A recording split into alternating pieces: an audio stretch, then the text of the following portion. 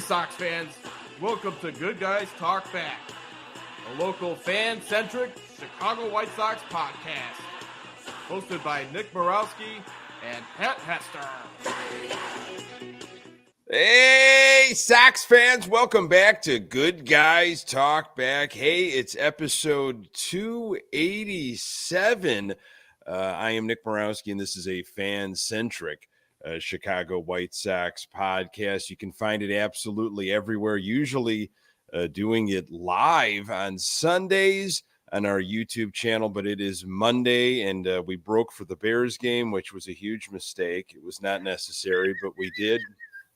And we are now doing it live while the Sox are playing in Anaheim. So this is fun. We get to follow a Sox game while recording.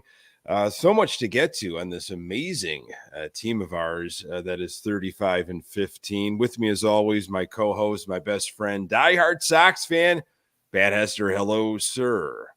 Nick, good evening. Would it be against MLB regulations if we did a live call of the Sox game as they're up 6-1? We'd have to maybe delay it by a little bit, but I mean, if you wanted to flip over and listen to us call the game, I mean, I think that'd be something. Yeah, we haven't done that in a while. We have not done that in a while. We've got some experience, and this might be the first time, Pat, in all the years where there's an actual game going on and we're recording an episode. Would that be true? Well, I mean, I imagine everybody's, locked into the game right now, and maybe they're DVRing the game to go back to it later. I know my mother does, but normal people aren't doing that these days. They're just knowing that the Sox probably lost. But we got wins to talk about, Nick, tonight. Yeah, we've got an owner that has said some things. We've got some discussions about no free agents coming. We've got discussions to talk about that there's no money to be spent because there's going to be payroll cuts. I mean, lots of more good news to go over tonight. How could you not be excited? Yeah, about this White Sox team as we record. And you know what? We should be recording live every single time. I mean, look at this. The Sox are up 7-1 right now. I thought you were going to say every single day, and I'd have to say, Nick, I love you very much, but I'm not going to record with you every single day. I mean, this is something else. It's the third inning, and the Sox are riding a 2-game winning streak, and they're up 7-1 on the Angels in Anaheim. So as we record here, Sox are 80 games under 500. There's 12 games left in the season. 51 games back in the Central. They've been eliminated a long time ago. And there's a minus 311 run diff, but you wouldn't know it about this score right now here on Monday night. But look, Pat, it's a 2-game winning streak for our Southsiders, and it's the first time they've won back-to-back games since late June. How about that? That's almost unfathomable. I mean, there's so many things this year that we've said, and when you say them, or I hear you say them to me, I honestly still can't believe it. I know what the record is. I know where they're going to be trending towards the worst team of all time. But when you say these numbers, the 80 games under, the 51 games back of the division, and the fact that they haven't won back-to-back games since late June is almost amazing to me. So yeah, I mean, listen, we've talked about it a lot. Unfortunately, this entire year, I don't think I've looked forward to an offseason more in my life than this upcoming offseason. Not because of the action that'll be done, just because the mercy kill that we'll all get in about 12 days, 12 games. Was it 12 games or 12 days? Well, it's probably an off day in there. I think there is an off day, but yeah, we only, usually we record on Sunday nights, and we only have 2 more Sundays in baseball time, in real baseball time. That's a blessing. We're going to miss it. Do you think you're going to miss it? We talk about this all the time. Miss it? No, I'm not going to. Not this season? No. Well, like Sox baseball. No. Not at all. I mean, this year is I wouldn't say it's broken me as a fan. I'm far from being broken. You'd have to do a lot to physically break me. You'd have to be Bane. You'd have to be Bane. You'd have to pick me up like Batman, and you'd have to crack my back. Jerry would have to hoist me up over his head like the Ultimate Warrior and crack my back to break me. But yeah, no, I'm not gonna. There's nothing to miss. It'll be interesting. I think the interesting question, Nick, will be when we get to January and you ask me again, are you exactly right? And as you go through, in the grips of a Chicago winter, and you're in the thick of it, and the holidays have passed, so you're in that weird time where, the festive nature of the season is past. Yeah. And all you're really doing is possibly shoveling snow and fighting some biting cold. Then you could say, yeah, I'll be looking forward to pitchers and catchers reporting and getting in and talking about spring training and thinking about hope springs eternal. But as of right now, I mean, I'm anxious to just have this be put away, tuck it into bed, read it a bedtime story, and say nighty night for the year. Yeah, I think you'd be looking forward to it because that brings the summer, that brings warmer weather. You'd be looking forward to White Sox baseball because we'd get out of those gray months and that slush and that that never-ending winter. Not necessarily because you're literally looking forward to White Sox baseball. Not after some of the comments that have been made since the last time we recorded, and we're going to get to some of the things that Getz has said, and he should Jerry not talk so much. Getz? Chris Getz should not speak Yeah. very often. He talks in circles.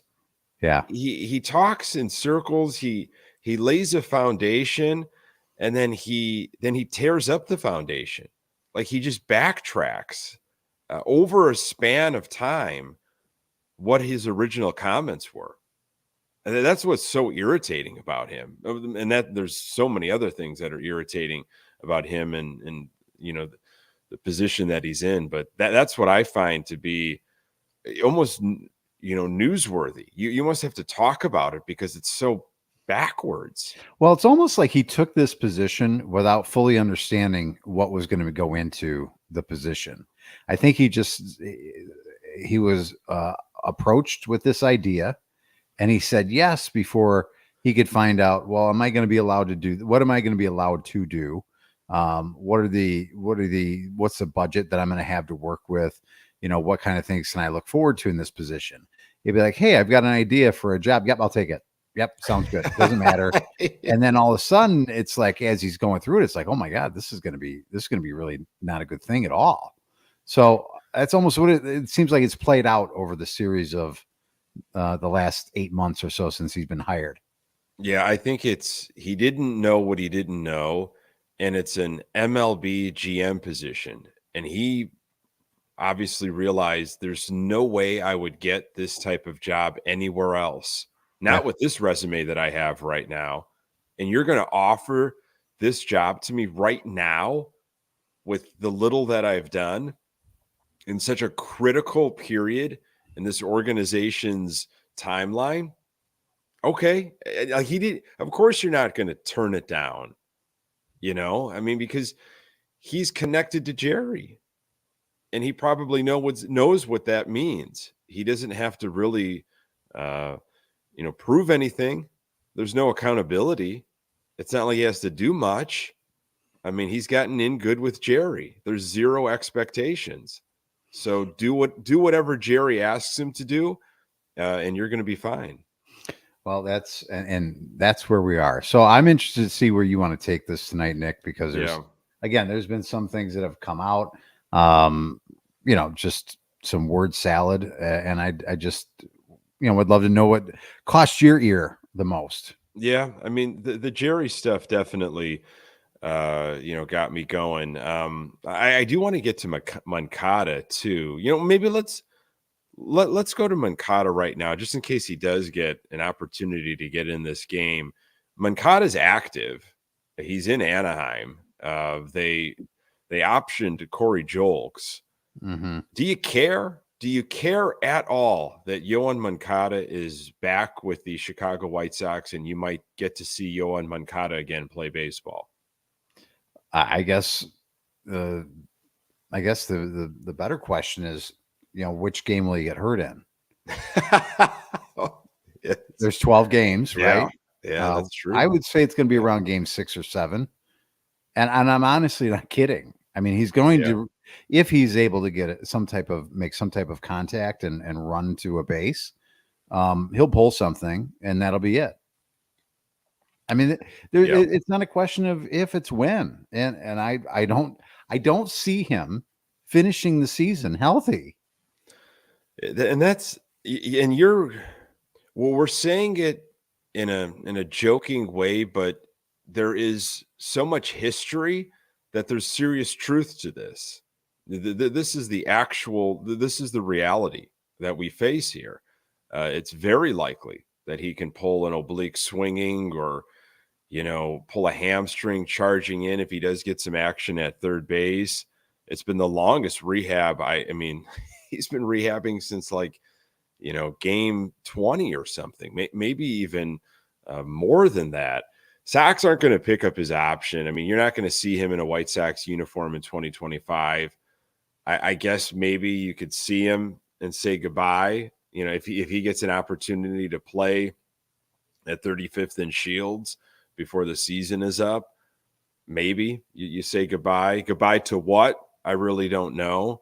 And maybe we could address that in the off season when we really take a look at the roster and what has happened to it over the last couple of years. But this does nothing for me, as a fan. It does nothing.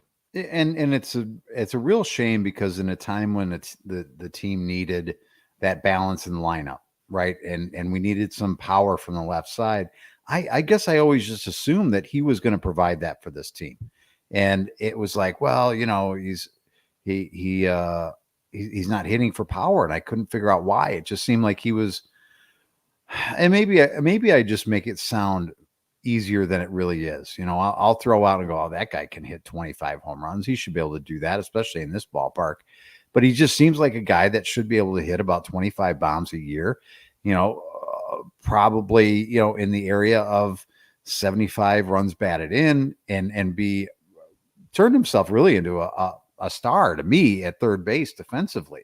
I mean, I don't think that's overshooting it. The way he played the position when he was healthy was fantastic. So it's really a shame because you thought you had something that was somewhat one of your cornerstone pieces for a long time, and what you thought you had in him, and the fact that he was a switch hitter, he was seemingly athletic and seemingly could run bases.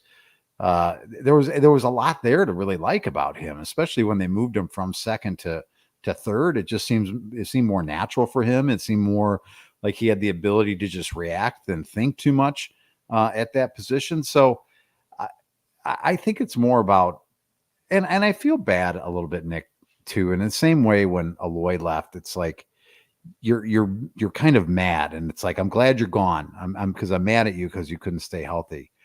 And I think because deep down as fans, we want to believe that the guy just didn't take care of himself. He got paid. He probably wasn't working himself hard enough in the offseason to keep himself in great shape so he could come in ready to go. And then he's always getting injured all the time. But I don't really know because I'm not with Yoan Moncada every day. I know that comes maybe as a shock to you, but I'm not hanging around Yoan Moncada. Maybe his body is just that way. He's just an injury-prone type person. And maybe it's, maybe it's bad of us as fans to be joyful when a guy like that is gone. But I can't help but feel any other way than just say, see you later. Because the other thing is too, Nick, and we've talked about it in this town. You brought up the Bears early on when Jay Cutler's every move was monitored, like every smug look that he had on his face or disinterested picture that was shown on the internet or whatever it might be. That was Yoan Moncada to a lesser extent because it's the White Sox. But, every time he just looks disinterested and hardly runs the bases, and every mannerism that he ever had was like, dissected. So to me, I'm just kind of had enough of it. in my opinion. You know what is I think hurts and what's so troubling is when you look at who he was, of course, traded for, Chris Sale, Mhm. and what Chris Sale is doing with the Atlanta Braves and the numbers that he is putting up in the NL, Cy Young type numbers. He does not have a Cy Young on his resume, and it very well could happen this year. He has found his groove all over again. I mean, there's been some rough patches and some health issues for Chris Sale, but he's back and he is in vintage form. And here's a guy in Yoan Moncada that we thought, okay, we weren't doing anything with Chris Sale at the time. He was our biggest asset. We're going to get Kopech, who's going to be our ace, our workhorse, our stud, our anchor for many, many years.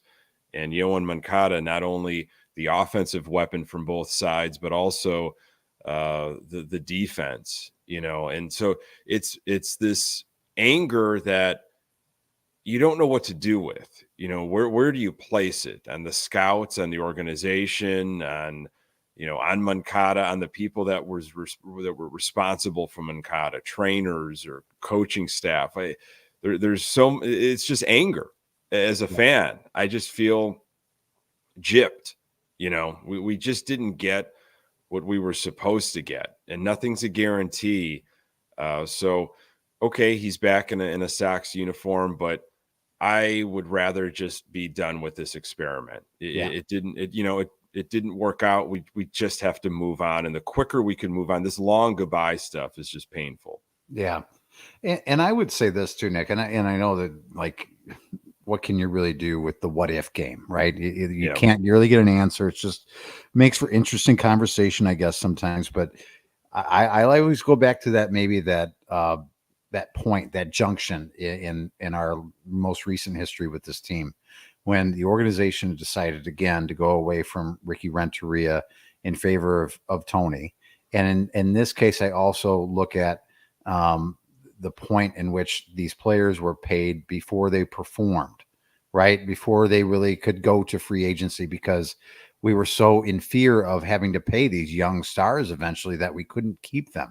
How can we possibly play all these guys with, the ownership situation that it is? So at the time, applauding a Rick Hahn for, getting out ahead of it and paying these guys to make sure you lock them up so you had them during their peak years. And then when they went to free agency, they could be paid for past performance by somebody else, right? And I was victim of it, and I've talked about it in this show a lot. Is I was happy with that. I thought it was a very smart and prudent thing to do because it made sense because of the organization that you're in. Every organization has to do things differently depending on the budgets that they're given or the market that they're in.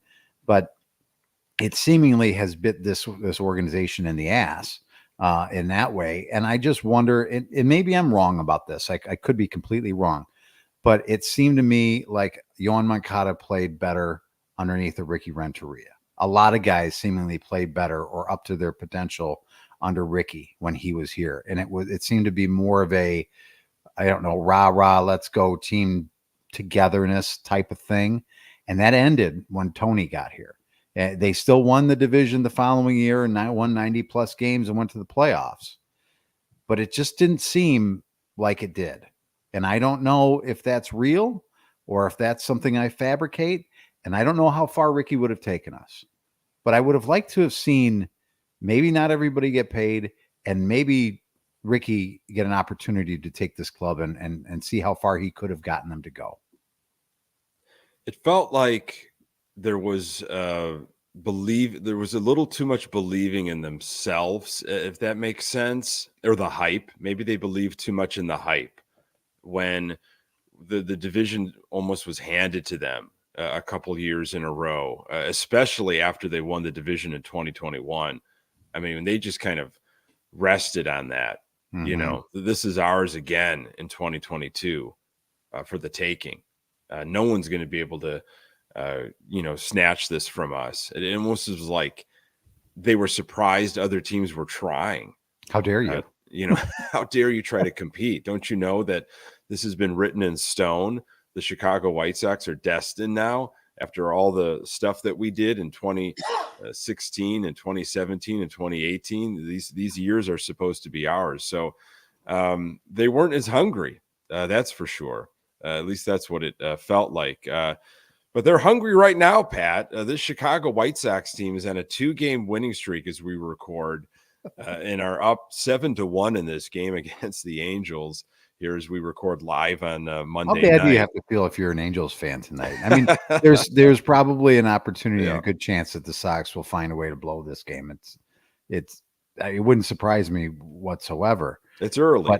But if you're watching this game right now and you're an Angels fan, and I know the Angels aren't having the season they would like to have either, but my God, and if you're an A's fan this past weekend, it's like, geez Louise, how could we lose to this team? This is unbelievable. Yeah, they've definitely are on a heater here. If the Sox go 1-5 on their West Coast swing against the Angels and Padres, they will have 120 losses to tie the modern day record previously held by the 62 Mets. A winless trip will give them 121 defeats to own the record outright. So the White Sox must finish 8-4, avoid matching the modern era. The 2003 Tigers hold the American League mark at 119.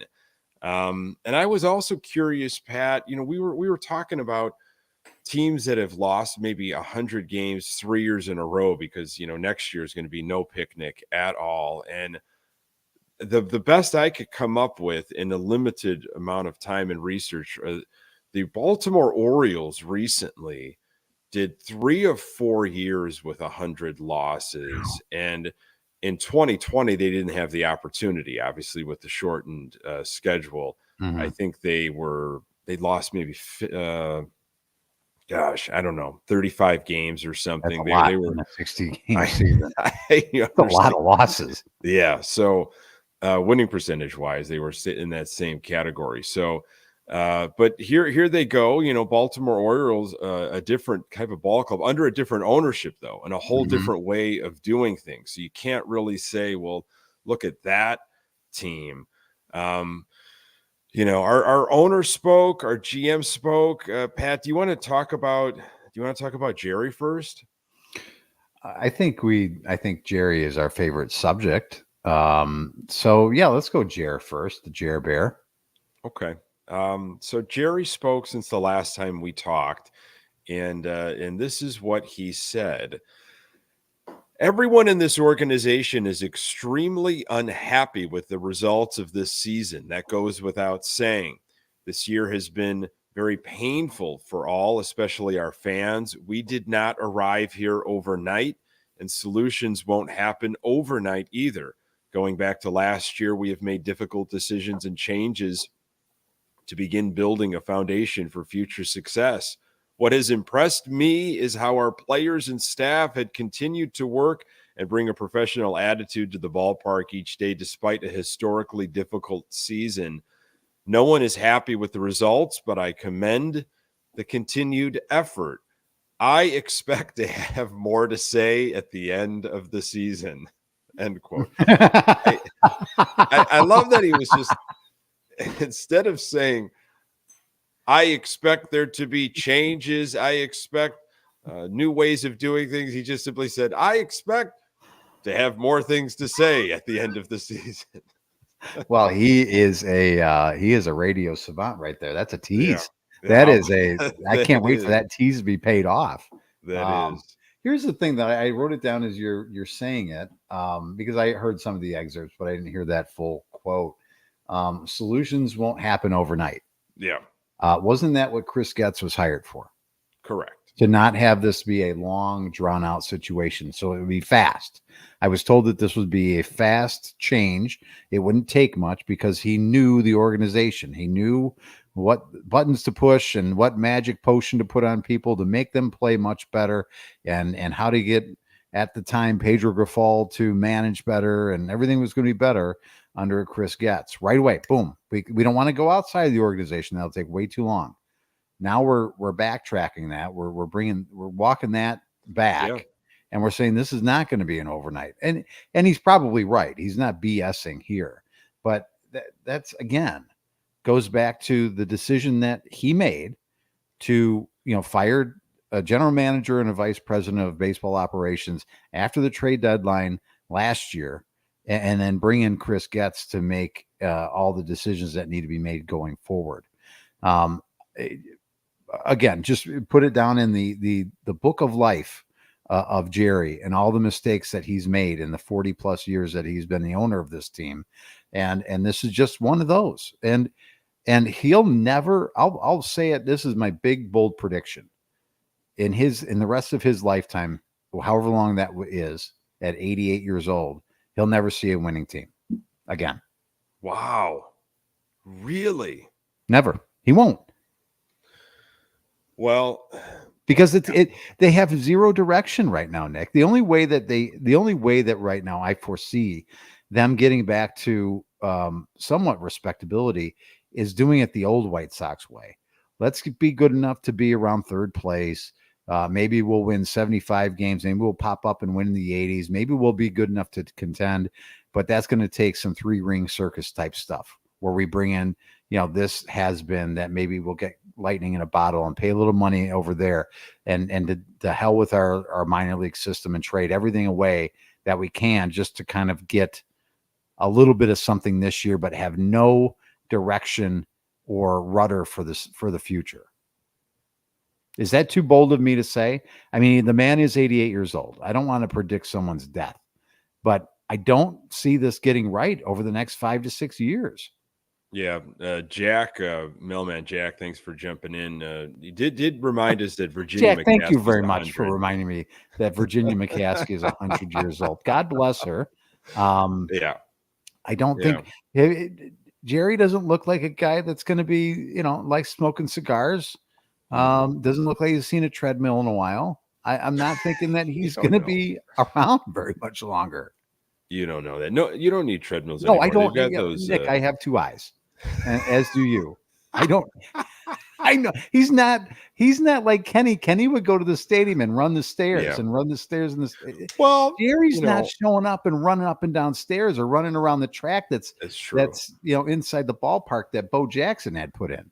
That's true. You just get those shirts that you see on TV that suck everything in. Those I need one shirts. Can you get me one for like maybe a holiday? Think about that. We haven't exchanged a holiday gift to each other in quite some time. You've seen these though. These these performance shirts that you put on, and just all of a sudden every lump, every kind of bulge, you're completely svelte.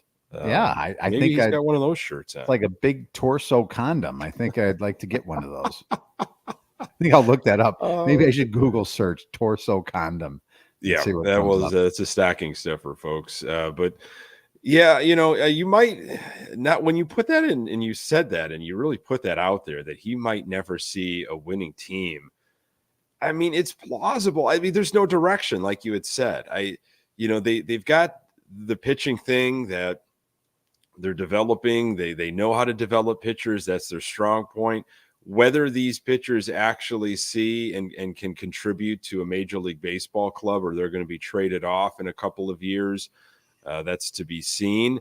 The track record, and we'll know more this offseason with Crochet, but I have no idea where the offense is coming from. It's not going to be coming from the draft. There won't be impactful players coming from the draft with the draft rules and how bad the Sox are. So you can't be licking your chops there. They're not going to be spending. We're going to talk about that in a little bit. There's not going to be any creative trades. We'll talk more. The quote of the week is a great one. Wait till the quote of the week. It's a Chris Getz quote. You're going to love it. I mean, so the trades that have happened that he has orchestrated, maybe he learns from his mistakes. I don't know, but there just doesn't seem to be like the identity, the chemistry, the how you want to play baseball, the what is the White Sox way. It just looks gray. It's very gray. So you might be right, Pat. You might be right on that. Oh, Mailman Jack is making me chuckle, and everybody reminding me about how old Sister Jean is. how old Virginia McCaskey is. But I don't have a problem with Sister Jean and Virginia McCaskey. I don't have a problem with those fine women. They can stick around as long as they want. They can hang out at the party. They can come over to my barbecue once in a while. I'm good with that. So anyway, people live long, I guess, is what the point is. Everybody's trying to remind me of. Yeah. Okay. Well, here's Chris Getz, Mr. Turned It Around really quick. We don't need to go outside of the organization. We've got the Wonderkin right here, Chris Getz. That's a long nickname if that's his nickname. I mean, it seems like slapping him on the backside when he walks in the locker room. Hey, it's Mr. Wins Everything. Rattle that off. That's a hell of a nickname. Usually, if you're not very successful, I think you have to have a longer nickname because you really haven't done much. So you have to, and that's the resume, right? So he's one of the fortunate people where you can kind of like rattle off his whole resume while you're passing him by because he hasn't done a lot. So this is Getz. We are not going to be working heavy in free agency. We've got guys on the field right now who need to improve their game. A lot of young players who just need to make adjustments to be more productive. End quote. Pretty simple, short, sweet. Gets you really pumped and excited for this White Sox off season. Get your money ready for all those 2025 party packages and season ticket opportunities. Hey, he's coming out and he's saying it. So we should not be surprised at all with what happens. I guess. I mean, listen, he's done a full Hoosiers situation. My team is on the field, and that's what he's going to go with. I guess my follow-up question to him would be, okay, can you lay out a plan of how you can improve this team? And I'm sure I know where the quote of the week is going to be coming from. Sure. You know, how can you, what's the realistic goal in terms of, and maybe GMs don't look at it this way, but I mean, I'd have to think you'd have to go into the next season thinking how many games you can win. So if you're going to win somewhere between 30 and 40 games this year, what's realistic to think next year if you're not changing anything, you're not spending any money? I guess the one thing that would be interesting, but it's not going to make your team better on the field this year or next year, rather next year, is if you're looking at, trading 88, but I don't really know what that does for you. You might as well keep him around. He's going to be the only one you can make a bobblehead for. I mean, they got to crank out at least 7 or 8 more Luis Robert Jr. bobbleheads. So I don't know what that really does anymore. And I know people are going to say, well, you don't want to waste this guy's talent here. They're not winning. I really don't even know what the guy is. Honestly, he's got a lot of potential, a lot of talent.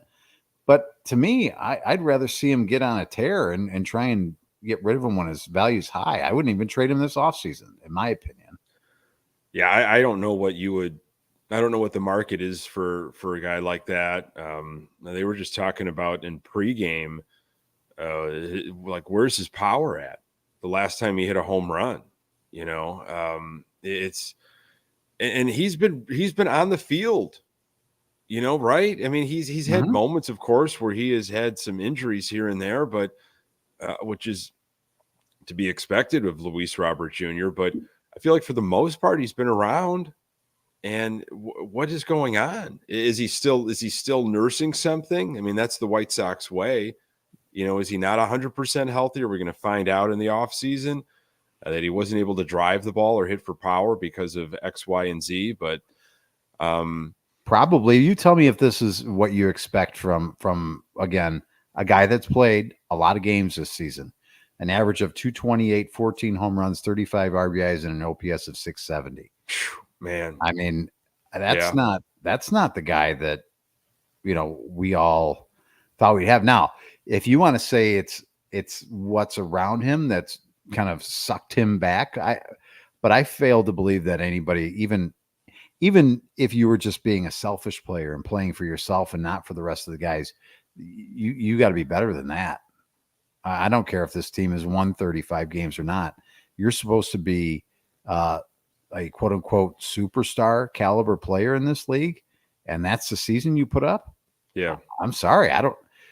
Again, I'm with a lot of people in the chat. What would you get for him? I don't know. I don't even know why you'd even entertain getting rid of him, because you're never going to get the value that you probably deserve for that kind of talent. So yeah, there's some great stuff in the chat. Clutch, I love this one. Hey, other teams, I played in 100 games. I mean, that's kind of, it's true. It's like that's where I think the benchmark is for some of these Sox players. Is like, look at me. Could you imagine if they dressed like at the winter meetings? Hey, other teams, look at my players over there. There's a guy that played in 100 games. Other teams. But that's really supposed to impress us, because that doesn't happen with regularity. Yeah. But other teams are like, yeah, that's great. We've got plenty of guys that play in more than 120, 130 games. That's really nice. Kind of just pat on the head. You can have a seat now. That's what the Sox do. Probably sit at like the square card table at the winter meetings. Are they even in the great grand ballroom where everybody else sits for the meetings, or are they like in the the overflow room? Well, like if you go to, say you go to, on the holidays like Christmas or Easter or something, you go to church with your family, and you're not normally going to a service. So you're not there in the good seats, right? In the actual where you're actually sitting, they like push you like on the holiday mass or the holiday service into like some little cafeteria where you're hearing it like on an audio delay. Sound like this, and then the star shone bright.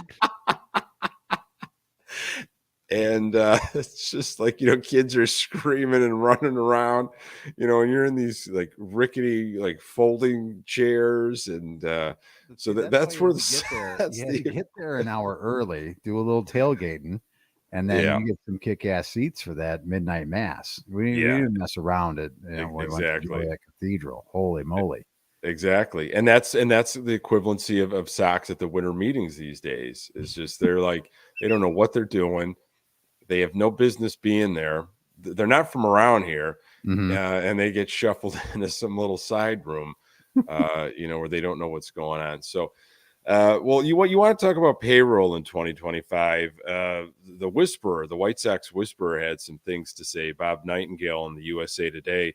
The White Sox are planning to reduce their payroll next season, according to Bob Nightingale. Nightingale suggests the budget cuts are due to sustaining substantial losses in revenue this year. All told, Roster Resource estimates the White Sox payroll is approximately $148.8 million this year. And as things stand, they only have $35.3 million in payroll commitments for 2025. Thus, barring an unprecedented offseason spending spree, the White Sox payroll will be much lower next season. Okay. Let me ask you a question, Nick. You've been able to, through your slipping into people's DMs, get some people on our show, and we haven't done an interview in a while. We haven't had anybody on in a long time. We're due. What do you think the chances of you batting your eyes at a Bob Nightingale and getting him on our show? I can always ask. I would love to interview him, because I just would love the insight. Yeah. Well, I mean, the worst thing you can do is say no or not even respond or something. I just, the sustaining substantial losses in revenue. Yeah, are you goofy? Well, of course that's going to be the case, because look at the product that you put out there, you knuckleheads. I mean, if you're complaining about losses in revenue, well, who wants to show up for this team? Of course there are people that will, continue to support, because it's White Sox baseball, it's live baseball. This is the thing that, gets them going in the summer, and they're tied to with family and everything. But I would feel like that's abnormal. The normal Sox fan is probably put a real product on the field, and then I'll show up, and then you'll see the revenue pour in. Build a team, and then I will come out, not just for 1 or 2 games, but I will be supporting you for the entire season. Yeah, again, there's a lot of analogies that you can draw with this kind of stuff, but it'd be like, a restaurant saying, you know what, we just can't pack this place. They're not enjoying the food. So the idea is going to be get cheaper ingredients and make worse food and hope that more people show up. Right? Yeah. I mean, that's what I think about. I mean, that's just frightening to hear. And I was actually shocked to hear that their payroll was that high, 148 million. I thought it would be well less than that. Um, I guess I guess when you have 33 losses, that it shouldn't be that high, but it is. And you've got one guy, the highest paid man in history, who's got another couple years, so he's not going anywhere anytime soon. Yeah. So the majority of your payroll is going to be tied up probably in your left fielder if you're looking at the math correctly. Yeah, I mean, Benintendi's on a little bit of a tear here. Well, Had a walk he's on off. the power stroke. Yeah, Which, I wonder if somebody, if they could try to get somebody to eat some of that money in the off season. Do you boy, think? that would be a tall order, Nordberg. I have no idea I mean, who in their right mind? I mean, okay, can someone be fooled enough to think this is really who he is? This may be a little stretch where he's hitting the ball out of the ballpark, or are you going to look at the larger sample size of what he's been, and you can't discount how awful the defense has been as well. I mean, it's not just at the plate that it's been bad; it's the defense and the fact that he's had injury bugs that have continued to pop up for him. So, Yeah. I highly doubt any organization. Unless it's like we are a ready-made team and we need I don't know, a third or fourth outfielder or something like that. I couldn't see it. You're right. I say some dumb things sometimes. No, you're not dumb. I I'm not. I didn't mean to go overboard on beating you up about your thought. But No, I understand. You make a valid point with the defense. It's just wishful thinking, I guess, on me. But I don't know. Yeah, maybe he's turned into a completely different player, and he can continue this through the offseason somehow. Maybe he gets into some sort of independent Mexican league and continues to play and keeps his stroke going, and some kind of eastbound and down situation. And he's just hits the ground running, once the season starts in 2025. But, someone asked about it in the chat. I think it was maybe Howard, and they just showed Ozzy and Chuck on a commercial here as I'm watching the NBC Sports Chicago feed, of course, with our White Sox pounding on the Angels 7-2 in the sixth here. Sox going for their third straight win. Haven't won 3 in a row in 25 years. So this is a big moment for our Southsiders. What do you think is going to happen with Chuck and Ozzy with this new channel? And because I got an email from YouTube TV a couple days ago telling me that effective September 30th at midnight, you will no longer have access to NBC Sports Chicago, and all prior recordings will be wiped from your database, and basically we will no longer exist. We never exist. It's gone. So I'm assuming at some point that new channel will then fill that void, although I haven't heard any updates about that, how that's going to roll out. I mean, again, this new platform for this clunker, this horrible organization. Yeah, talk about bad timing. I would have to think that the pre and post game show has been the only thing people really want to tune in for. It gets people watching, it gets reactions, it gets clicks, it gets rewatches. Any kind of short form video that goes out, people are reposting it and liking it on social media. I would think, I don't know, so I'm not telling you I know or I don't know, but I would think that would be something you'd want to retain. If you have something that's going good with a product that's as bad, I would say if I'm a business person, I'm like, if I can bookend this crap sandwich of a team and a game with something that people will actually maybe consume, and maybe I can get them to stick around for some of the game. I'd like to try and use that as my strategy. I don't want to bring in something that's an unknown where people might not even get at the time of day because they know what it's leading into and what it has reporting after the game. That's my opinion. But I don't know. Well, let me ask you, as a fan, do you want Chuck and Ozzy? I mean, do you like them? Do you watch them purposefully as entertainment? Is it something that's still interesting to you? I'll look like I'll watch the minute clips, that get out on social media and get the, if there's something controversial said, yeah, I'll tune in for their thoughts and their comments. When Frank's on, the same thing. But I'm not watching pre and post game shows for this team. Not in the least. Now, if this is a winning team, Nick, you know me, and I know you. Yeah, you're eating everything up with a spoon. Yep. You can't get enough of it. And Yeah. and whatever content is put out there, I'm watching highlights. I'm watching, pre and post game show and reaction and everything. You just can't get enough because you're like a junkie. It's true. Is true. I'm walking a straight line right now because I've got I've got nothing to inject into my veins. And when there's a day off, oh my gosh, you're going through withdrawals and shakes, and anybody got that White Sox fix? I need it bad. I need it real bad. Those and that All-Star break. Oh my goodness! If the Sox are playing good baseball and there's an All-Star break, forget about it. I'm a mess. I will tell you that I did hear a whisper the other day. Boy. That if you're not a fan of Schriffen, then you should be. Don't have to worry about next year. Oh my, Schriffen. Oh no, no more Panther call. I'm just a whisper that I heard. This is unconfirmed. This is not. This isn't from the White Sox whisper. This isn't from Nightingale. No. Something else that you caught on the wire. This is a source. Okay. I have. But okay. I can't. It's not 100%. I'm just a whisper. But the growl it's out there. You can find it. You can imitate it. Yeah. If you need to.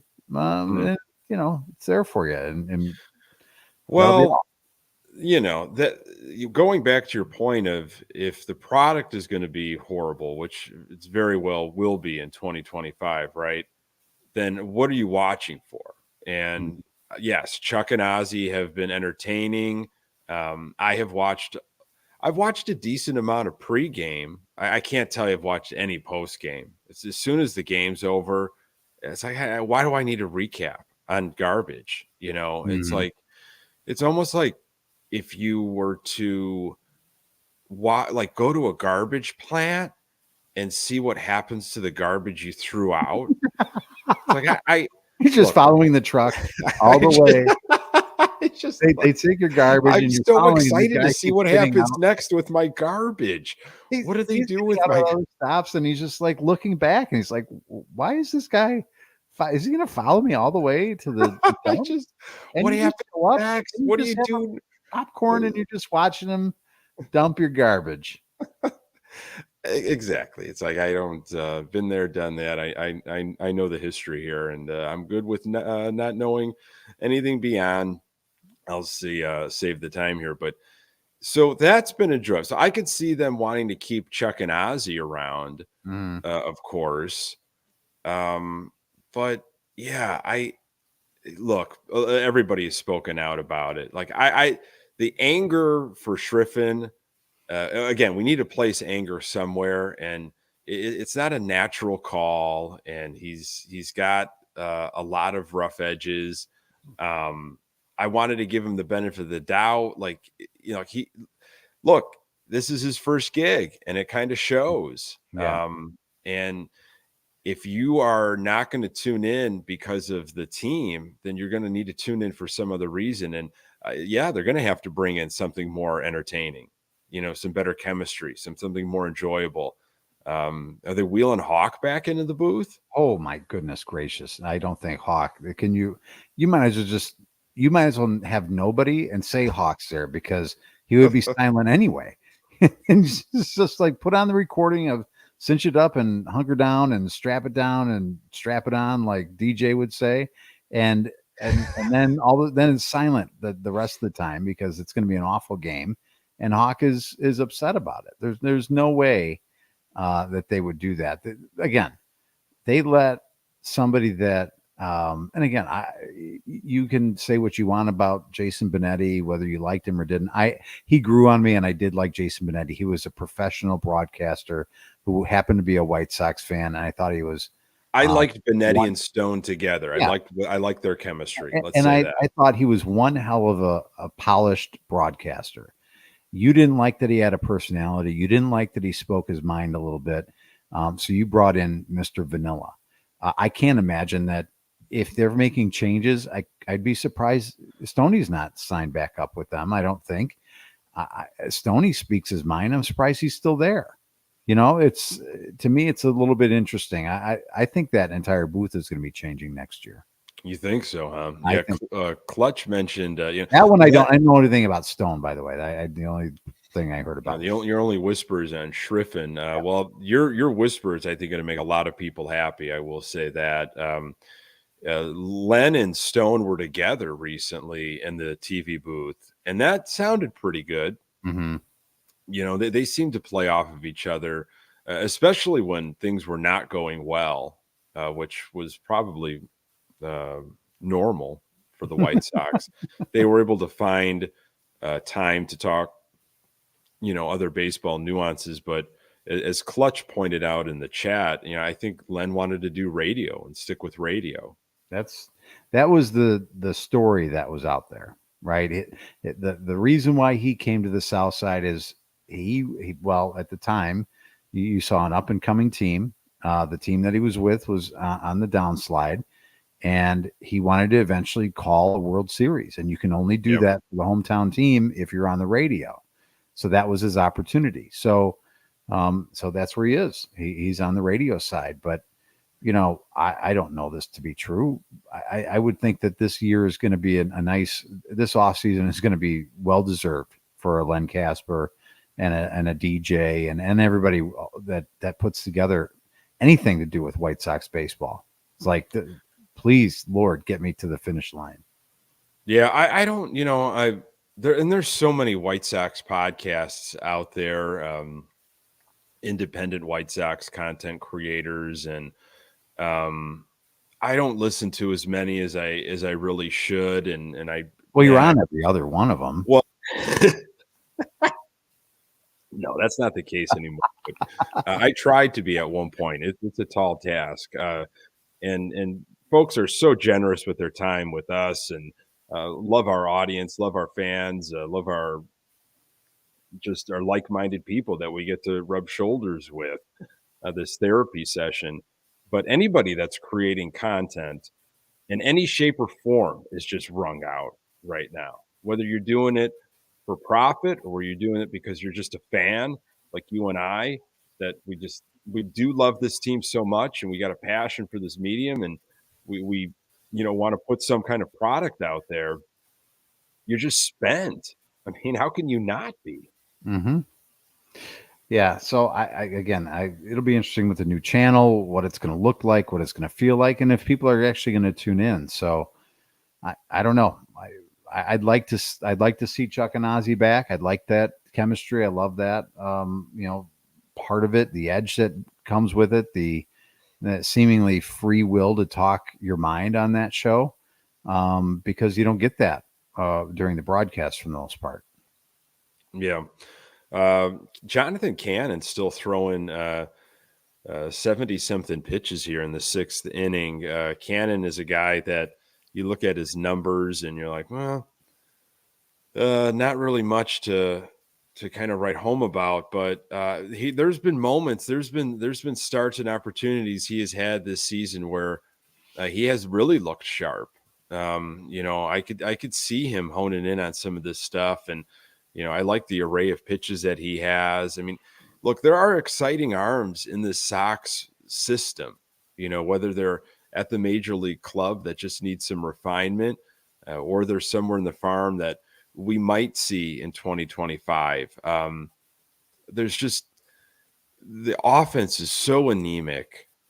That's where I worry. I don't know. I do not know where the offense is going to come from, Pat. And how do you bring people to this ballpark in 2025? I mean, are there promotions, that they could bring back? I mean, I was thinking earlier today, remember Half Price Monday, Pepsi Mondays, or was it Tuesdays or something, where you brought a Pepsi product to the ballpark and you got a half price ticket?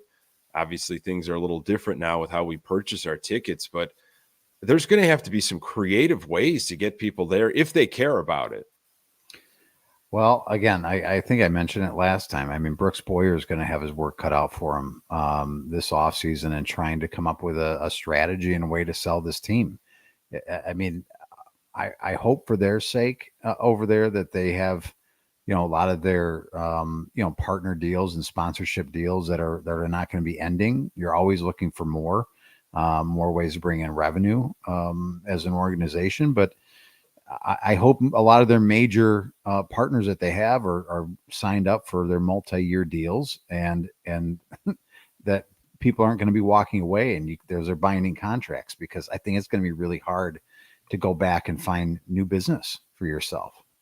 Yeah. New business. Yeah, I would agree. I'm going to get to the quote of the week. It's from Chris Getz. We'll get this wrapped up in a nice tight hour podcast for all of you folks that are wanting to get to see the conclusion of this Sox just drubbing here, as they're going for 3 in a row, man. This talk about history. We're living it right now. This is unbelievable. Want to thank everybody for jumping in on a Monday night, joining us on our Good Guys Talk Back YouTube channel. Subscribe to that channel. It means a ton. Pass it along to other Sox fans in your life. We do this usually on Sunday nights at 9:15, live at Sox Therapy, fan-centric podcast. We've been doing it for a long time now. We really have. This is episode 587, so we'll hit our 587. Hello. I was going to say, it's like, geez, man, it feels like sometimes by 287. So we'll get to episode 300 this off season, I'm assuming. I wouldn't think any other way. Yeah, we're gonna get there. Pretty exciting stuff. So here is your quote of the week from Chris Getz. This is the cards that we've been dealt at this point. You try to make the best of it, and I think it's an opportunity to embrace the situation that we're in, end quote. I found that to be absolutely hilarious, because the cards that we've been dealt are the cards he dealt himself. Mm-hmm. He is the dealer. Yeah. And he is not happy. Can we have the pit boss come by and tap him on the shoulder and say, it's time for you to take your break? And he claps his hands and shows the cameras, and then we never see from Chris Getz again. That would be something. That would be nice. They take him down in the bowels of the casino and break his thumbs and throw him out in a back alley. Yeah. He was the director of player development. Absolutely clutch. I mean, this guy has had his fingers all over this organization in many different ways for so many years. And what has he really done? Talk about failing up. This guy has, and he's in charge. Yeah. So can we get? I don't know how it works. Like, if you can send a request into Obvious Shirts, they make a lot of shirts at Obvious Shirts. Can we have a shirt made? I don't like my GM. Has there been any of those out there? I know I don't like my team. Yeah. What if I say I don't like my GM, or I don't like my owner? That's brilliant, Pat. I don't think we should be giving that business to Obvious Shirts. We should somehow pump those shirts out.